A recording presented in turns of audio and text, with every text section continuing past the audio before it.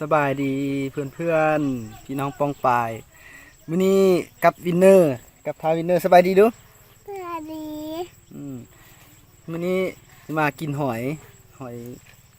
กินข้าวบักใหญ่ๆซะตัวตุ้ยๆซะเต็มๆโอ้กินคักดีเลยลุงเพิ่นจัดมาให้เนาะเพิ่นไปไต่เมื่อคืนนี้มาไถนามื้อนี้น่ะมาไถนาแล้วเพิ่นไต่ไว้โอ้เห็นตัวบักใหญ่ๆก็เลยจัดไปเลยจักหน้อยนึงเนาะแล้วก็มีส่วนมะทั่วทางหลังพอดีเอามะทั่วนี่กลับเลยมะทั่วธรรมชาติใครอยากกินมานำเลยมาเบิ่งหอยเด้อหอยมีแต่ตัวใหญ่ๆตุ้ยๆสุดอันนี้แจ่วส้ม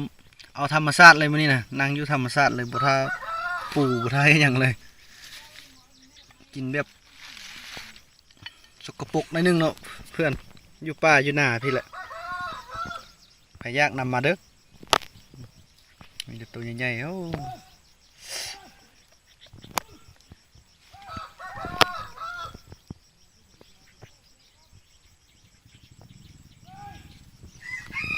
ตัวเดี๋ยวเลยเขายิง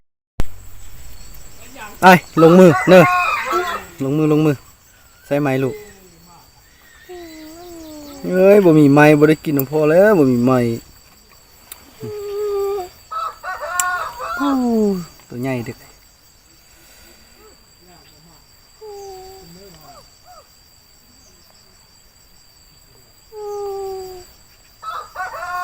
เดี๋ยวพอกินตัวนี้แล้วพอเอาเหอะ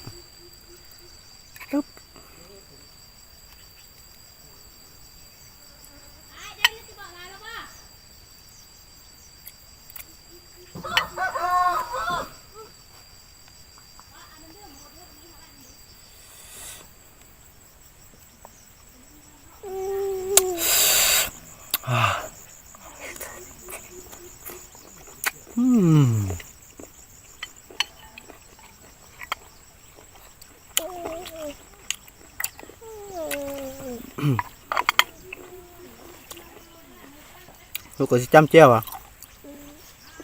เผ็ดก็เจ้าจะกินละ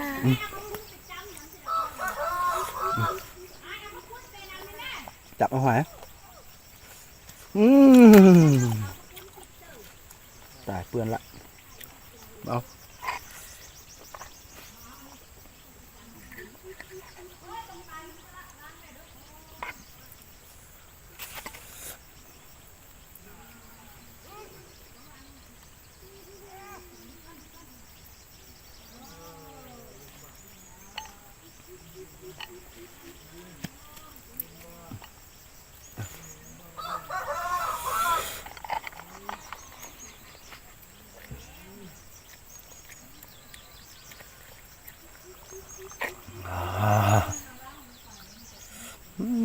ใส่บอก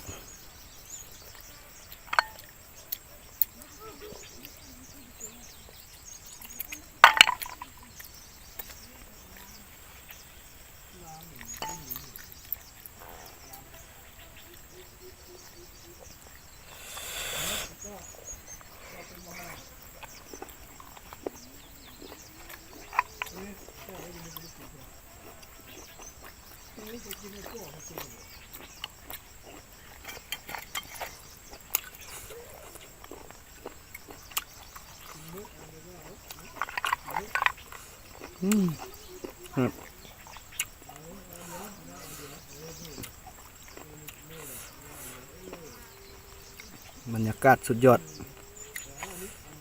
หอยกระแชบบรรยากาศกระแชบเนาะไอ้กะกลืนตัวนั้นก่อนมากินทั่วใช่ไหม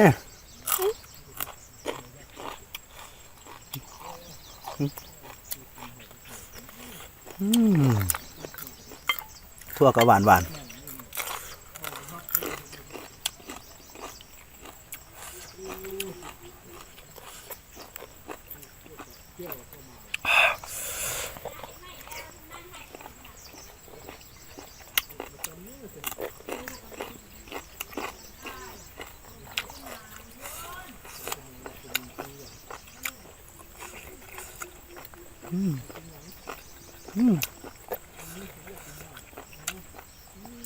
โ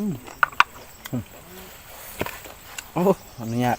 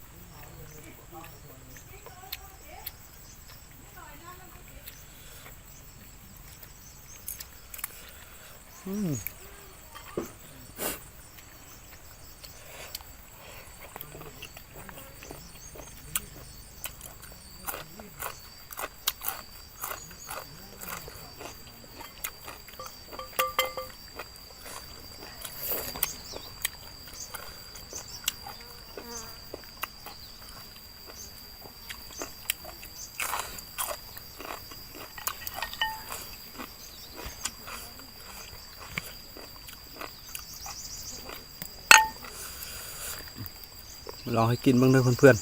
ๆแซ่บหลายแซ่บคักหลาย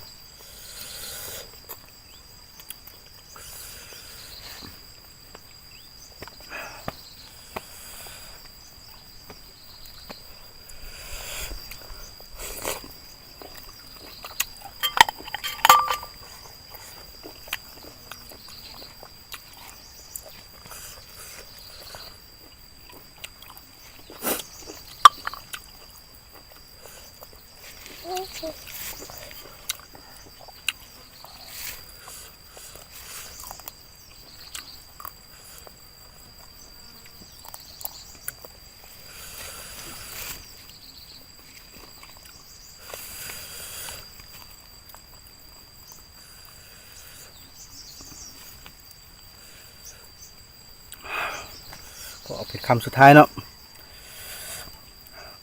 เอาช่วยกดไลค์กดแชร์เนาะเพื่อนๆแซ่บๆคำนี้